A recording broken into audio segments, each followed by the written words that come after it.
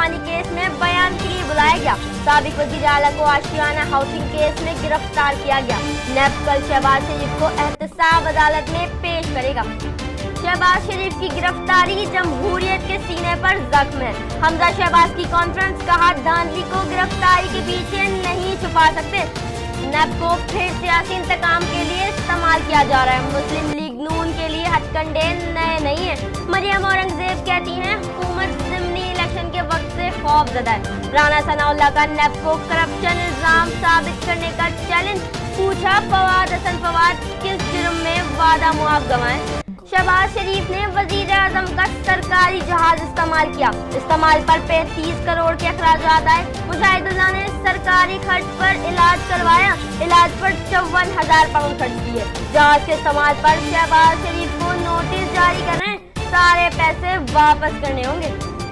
ये तो पहली गिरफ्तारी हुई है। एहतसाब का अमल जारी रहेगा। वजीर इत्तेलात फवाद चौधरी कहते हैं अभी तो मजीद बड़ी बड़ी गिरफ्तारियां होने वाली हैं। वजीर इत्तेलात पंजाब फयाजुल हसन चौहान बोले खातिम आला की खिदमत के समरात मिलना शुरू हो। अपोजिशन लीडर की गिरफ्तारी से अच्छा तासुर नहीं जाएगा। खुर्शीद शाह और बिलावल भुट्टो की शहबाज शरीफ की गिरफ्तारी पर मजम्मत। इस अंदाज में गिरफ्तारी पार्लियामान की तौहीन है। खुर्शीद शाह के कौम नए पाकिस्तान के पुराने बजट से मायूस है। वफाक और पंजाब में हुकूमतें मुसल्लत की गई। चेयरमैन पीपल्स पार्टी बिलावल भुट्टो की गुफ्तगू, कहा तहरीक इंसाफ की नाकिस कारकर्दगी अवाम के सामने है।